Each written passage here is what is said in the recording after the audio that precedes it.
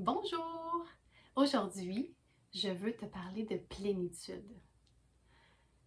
Pourquoi parler de plénitude? Parce que la plénitude, elle est créatrice. La plénitude, elle nous amène dans des états où on sent que tout est à sa place, que tout est parfait, que on est dans toute notre puissance, dans toute notre force, dans toute notre joie profonde. Être dans la plénitude, c'est être, c'est être aligné complètement avec notre être, avec la vie.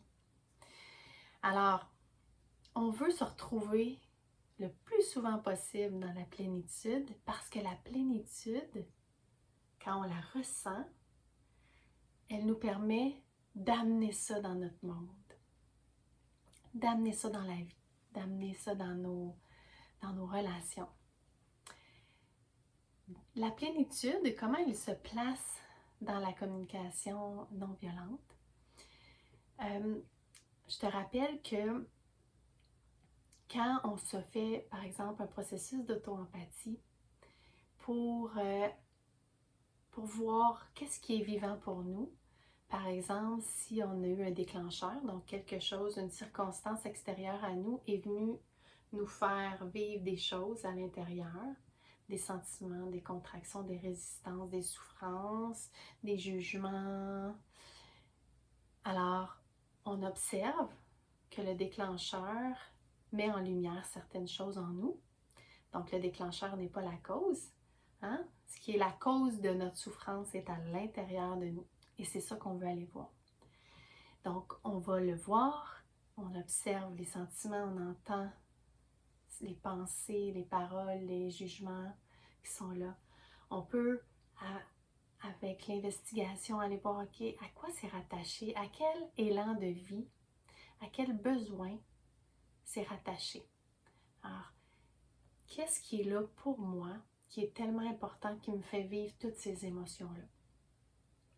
Le processus d'auto-empathie, dans le fond, c'est une ressource, un truc pour nous permettre de laisser ouvert notre canal, puis d'observer qu'est-ce qui est là. Parce que souvent, on a tendance à, quand on vit des choses difficiles, à tout de suite vouloir s'en sauver, toutes nos protections se mettent en branle, où on va attaquer, où on va fuir, où on va se culpabiliser, puis on va rester, on va se mettre en positionnant en victime, mais on ne prendra pas le temps de laisser ça ouvert, puis de laisser ça circuler, puis de faire comme, oh, qu'est-ce qui est là, qui veut se montrer? Je veux le regarder en toute responsabilité. Alors c'est ça, l'auto-empathie, c'est prendre la responsabilité de laisser monter, d'accueillir, de reconnaître et d'accepter avec bienveillance qu'est-ce qui est là. Puis là, quand on en prend conscience, on voit qu'il y a des besoins qui sont insatisfaits. Il y a des choses en nous qui sont insatisfaites. Et ce processus-là nous permet de faire des actions pour en prendre soin. Hein, on parlait dans d'autres vidéos de faire des demandes à soi ou faire des demandes à l'autre. Aujourd'hui, j'arrive avec une autre façon de prendre soin de ces besoins satisfaits. Et c'est pour aller dans la manifestation, dans la création, dans la transformation de ce besoin-là. C'est en ressentant la plénitude de ce besoin. Alors, je te fais un exemple pour que tu comprennes ce que je veux dire. Moi, je vois une personne âgée traverser la rue. Je vois qu'elle avance tranquillement. D'autres personnes passent à côté d'elle rapidement, sans la regarder. Je regarde ce spectacle-là, moi, puis je me sens déçue. Je me sens déçue, je me sens triste parce que j'ai tellement à cœur la solidarité dans notre monde. Puis ce que je vois là, ça répond pas du tout à ce besoin-là de solidarité. Parfait, je l'ai observé tout ça. Maintenant, pour pouvoir transformer la solidarité de manque que je ressens à l'intérieur de moi par de la solidarité de plénitude, je vais venir m'installer en moi et me poser la question, comment ce serait un monde dans lequel il y a 100% de solidarité? Pour moi, dans moi, ça vit comment un monde où il y a 100% de solidarité? Et là, je suis dans mon corps, hein? Je ne suis pas juste dans ma tête en train de réfléchir. Je laisse monter en moi. Qu'est-ce qui est là? Alors, dans un monde où il y a 100% de solidarité, les gens se saluent. Les gens sont vraiment intéressés les uns aux autres. Ils se saluent, ils se disent bonjour, comment ça va? Est-ce que tu aurais besoin de quelque chose? Qu'est-ce que je peux faire pour contribuer à ton bien-être? Il y a tout ça qui est présent dans mon monde.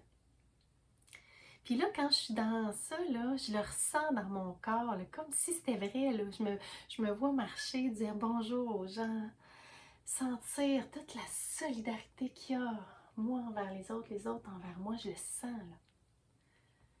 Puis dans ce monde-là, où il y a 100% de solidarité, je me sens en joie, je me sens en sécurité aussi d'être qui je suis. Parce que je le sais que je vais être acceptée, je vais être soutenue, je suis dans la confiance qu'on est là les uns pour les autres.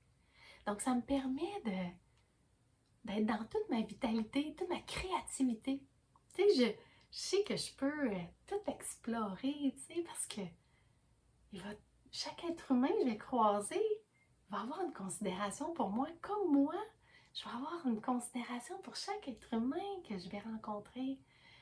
Puis je vois des sourires partout sur les visages des gens. Je vois de la joie, de la légèreté.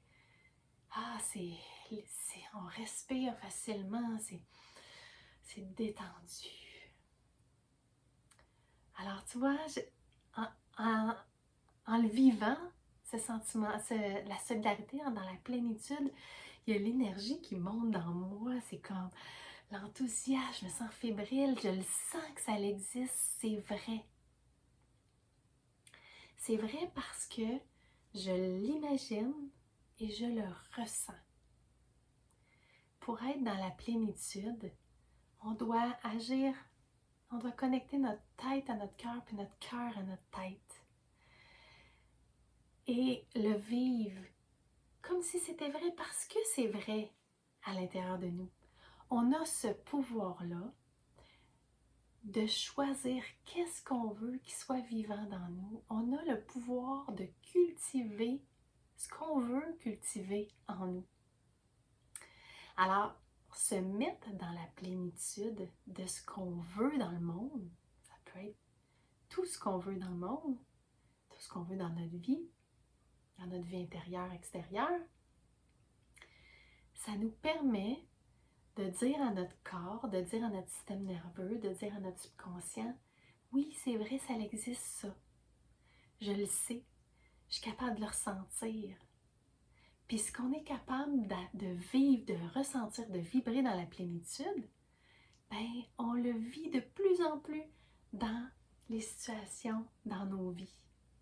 Parce qu'on attire à nous ou on crée ce que l'on vibre, ce qui nous habite.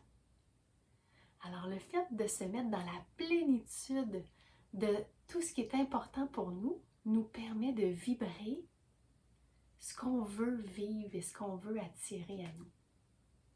Alors c'est une autre façon de prendre soin de ces besoins-là que tu vas découvrir qui sont peut-être dans le manque, dans la souffrance à l'intérieur de toi. Alors, je t'invite vraiment à te mettre dans cet espace-là de plénitude et d'observer. Est-ce que ça te fait du bien? Comment tu te sens? Est-ce que tu te sens dans la joie, dans l'ouverture, dans l'amour? Si oui, merveilleux, c'est ça qu'on veut. Alors, le plus souvent possible, laisse-toi t'envahir de plénitude de tout ce que tu veux voir se manifester dans ta vie. Alors, je te souhaite un merveilleux temps des fêtes parce que c'est le temps des fêtes qui arrive. Et on se revoit jeudi prochain. Bye bye!